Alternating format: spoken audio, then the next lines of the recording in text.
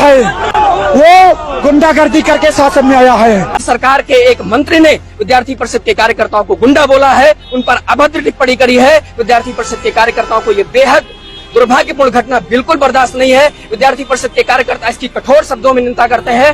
करणी सेना का गुंडा है वही जो है एबीवीपी में भी दिखेगा, जो एबीवीपी का लवंडा है वो जो है वही करणी सेना में गुंडा दिखेगा।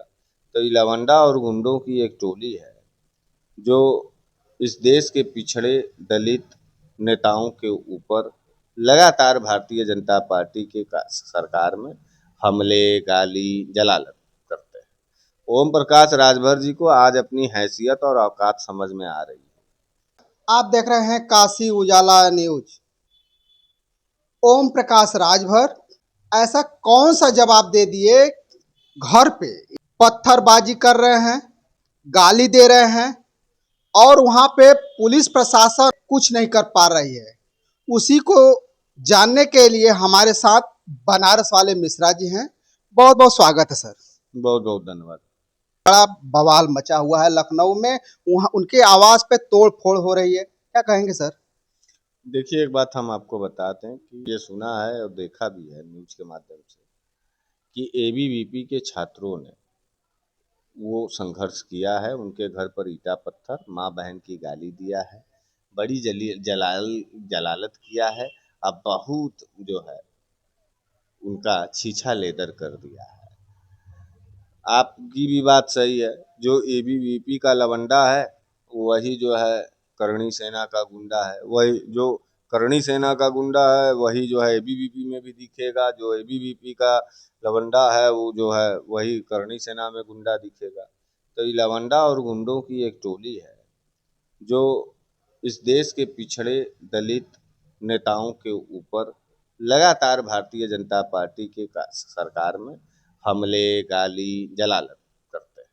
ओम प्रकाश राजभर जी को आज अपनी हैसियत और औकात समझ में आ रही है कि बार बार पानी बदल लेने से, बार बार बिस्तर बदल लेने से इज्जतें नहीं बढ़ती है, इज्जत घटती है।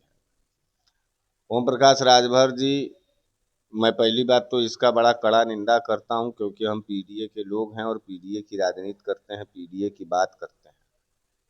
हमेशा ओम प्रकाश राजभर जी पीडीए जननायक अखिलेश यादव जी को जलील किया, अपमान किया, लेकिन उसके बावजूद भी लोकतांत्रिक प्रक्रिया के तहत ये बेहद निंदनीय है। अति पिछड़ा जातियों में राजभर ओम प्रकाश राजभर आते हैं और राजभरों का प्रतिनिधित्व करते हैं। आपके भी पार्टी में तो राजभर नेता है। पढ़े लिखे नेता हैं, रामअचल राजभर जी हैं, महेंद्र राजभर जी भी, ये सब पढ़े लिखे हैं, कलम के नेता हैं। वो सब लंठ गंवार ओम प्रकाश जी की तरह नहीं है और उनके बेटों की तरह लालची स्वार्थी नहीं है कि तमाम राजभरों को बेच करके खाली अपने बेटवा को हम मंत्री बना दें, अपने बच्चे को प्रवक्ता बना दें, अपने राष्ट्रीय अध्यक्ष बने रहें, अखिलेश यादव जी को नसीहत दें कि मुख्यमंत्री मुसलमान को बनावें। तो ये सब बात जो उन्होंने किया है, वक्त देखो पलट के आता है पत्रकार, और जब वक्त पलट के आता है तो वो जवाब कई मायने में देता है, कई दिशाओं से देता है। तो जब बोया पेड़ बबूल का तो आम कहाँ खाओगे, जब थे लफंगों का समर्थन दिए, जब गुंडों का समर्थन दिए, जब भारतीय जनता पार्टी के बलात्कारों का जय जयकार किए, योगी आदित्यनाथ जी भी ओम प्रकाश राजभर जी को जितना जलील करते बना है किया है, ये खुद ओम प्रकाश राजभर जी जानते होंगे। जब हम विपक्षी दलों तक उनकी सूचना आती है तो वो कितना झूठ बोल सकते हैं और कितना अपने आप को शानदारी कर सकते हैं। तो कल एबीवीपी के गुंडों ने जिस तरीके से उनको माँ बहन की गाली दी है, घरों पर ईटा पत्थर चलाया है, वो इस बात को बता रहा है कि सामंतवादी सरकार क्या होता है और ठाकुर की सरकार क्या होती है। तो ये पूरे प्रदेश में एक ठाकुरों का आतंक है जिससे पिछड़ा, दलित, अल्पसंख्यक और अति पिछड़ा आदिवासी ये बड़ा भयभीत है। अब ओम प्रकाश राजभर जी को हो सकता है कि स्वाभिमान जागे और वो अब तो भाई हमारे के यहाँ भी उनके, हम तो एकदम नहीं चाहेंगे कि समाजवादी गठबंधन में उनको जगह दिया जाए। अब अकेले में वो लड़ें, और अकेले में अपने अस्तित्व को बचावे, नहीं तो वहाँ गाली लात खा करके जलालत झेल करके उनका पुराना आदत रहा है।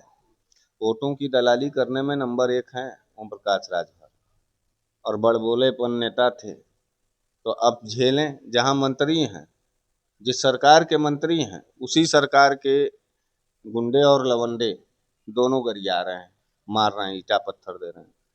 तो वो क्या कर लेंगे। हम अब अभी तो ओम प्रकाश राजभर जी कह रहे थे एक ठो इंटरव्यू में कि प्रदेश का हमसे बड़ा गुंडा कौन है, सुने होंगे आप।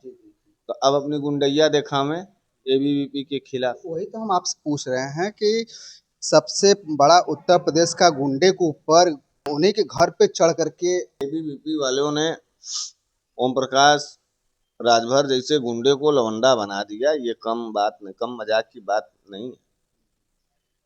ओम प्रकाश राजभर जी को उनके कुकर्मों का, उनके नीच भाषा का और उनके आने वाले राजनीतिक भविष्य का ऐसा छीछा लेदर कर दिया है भाजपाइयों ने कि अब उनका कह दें वो गिरफ्तार करावें, गुंडे ना हैं, गिरफ्तार करा लें एबीवीपी के एक भी कार्यकर्ताओं को, बल्कि ये और इनके लड़के जेल चले जाएंगे।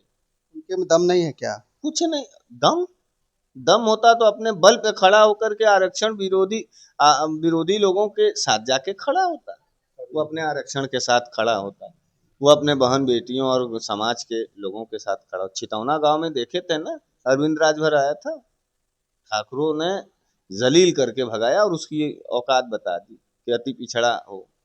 तो अखिलेश यादव जी के यहाँ तो उनको बगल की कुर्सी मिलती थी, स्वाभिमान सम्मान बनता था, पीडीए की लड़ाई में थे। हाँ, जब चपरासी का खुदा गुण और डीएनए है तलवा चाटने का, तो अब लात खाओ वहाँ पर, बहुत अच्छा है। और अब शायद आँख खुले, और नहीं तो भगवान करें आँखें सही उनका फूटा रहे, और धृतराष्ट्र की तरह अपने बेटे दुर्योधन को खाली राजा बनाने के चक्कर में नाश कर रहा है, पिछड़ों दलितों को सर झुका रहा है, पिछड़ों दलितों का। आपने कहा कि अपने बेटे को दुर्योधन बनाने की, क्या उनके बेटे दुर्योधन के रूप में है क्या? और क्या, तो धृतराष्ट्र की तरह नहीं है क्या ओम प्रकाश राजभर? धृतराष्ट्र अंधा आदमी जो अपने पिछड़े दलित अल्पसंख्यक भाइयों के दुर्दशा के बावजूद भी लालच में, स्वार्थ में, आंख पे पट्टी बांध करके खाली अपने बेटे अरविंद राजभर उर्फ दुर्योधन को वो राजा बनाना चाहता है। तो आज गाली गलौज सुन रहे हैं, कल को लतियाए भी जाएंगे। एबीवीपी का कोई भी एक भी लड़का पकड़ा नहीं जाएगा, या करणी सेना का जैसा आपने बताया।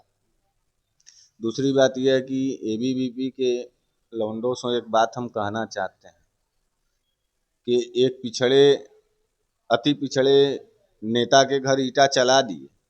अब पिछले 5 साल से योगी आदित्यनाथ ने छात्रों नौजवानों का हक हिस्सा खाते हुए विश्वविद्यालयों में दलाली का चरम पहुंचा दिया। एबीवीपी जो है अपने छात्र संघ बहाली के लिए कभी नहीं लड़ा, तो एबीवीपी नाम छोड़ करके गुलाम छात्र परिषद के नाम से रख लो। इतने दीनहीन अवस्था में हो, अब बन रहे हो गुंडा, एबीवीपी बन रहे हो। विद्यापीठ का छात्र संघ चुनाव बंद है पिछले 5 सालों से।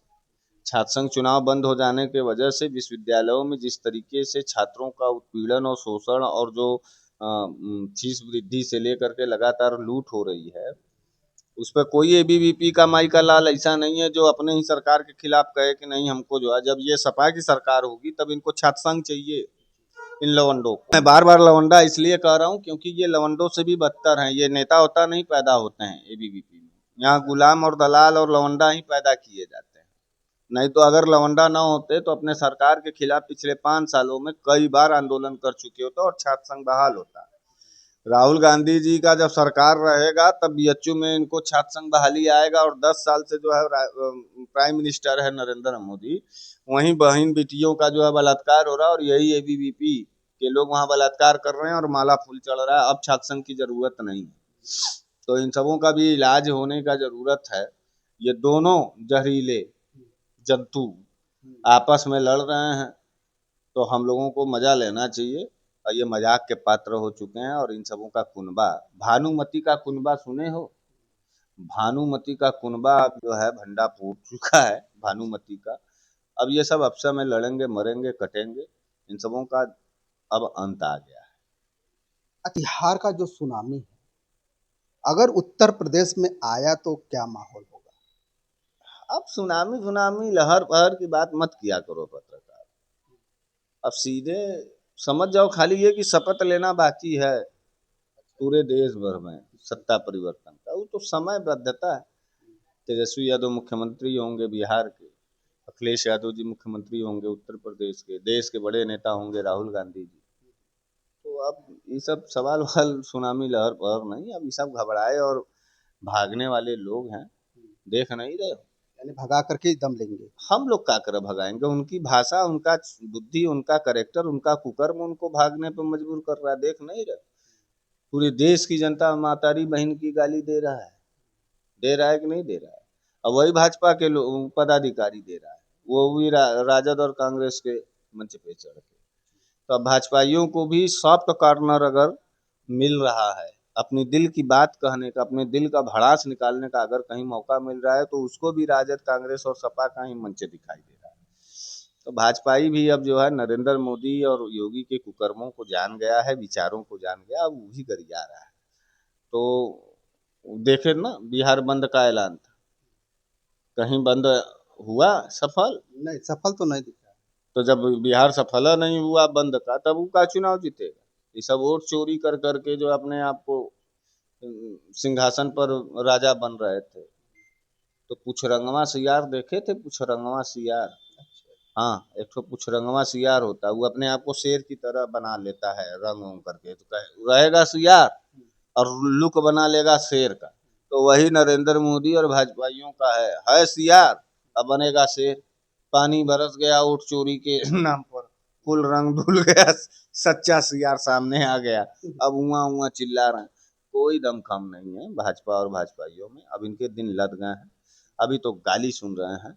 मैं पिछले 5 साल से कह रहा हूँ, हर चैनल पे कह रहा हूँ कि एक दिन ऐसा इस देश में जरूर आएगा कि यही भाजपा और भाजपाई अपने घरों से, अपने गाड़ियों से यही भारतीय जनता पार्टी और भाजपा का झंडा छुपा करके घिघिया के कहते नजर आएंगे कि अरे मैं भाजपाई नहीं हूँ, भाजपाई नहीं हूँ। लेकिन जनता सबको पहचान रही है कि कौन भाजपाई है, कौन कांग्रेसी है। और घरों में घुस घुस करके जब पीटना शुरू करेगी, तो इनकी दोगलापंथी की जो राजनीति है वो पूरे विश्व के सामने नजर आएगी। अभी बातें हो रही थी बनारस वाले मिश्रा जी से, इनके बातों से कितना आप सहमत हैं हमें कमेंट बॉक्स में जरूर बताइएगा, और इस वीडियो को ज़्यादा से ज़्यादा शेयर कीजिएगा, सब्सक्राइब कीजिएगा। फिर मिलेंगे नए वीडियो के साथ, तब तक के लिए नमस्कार।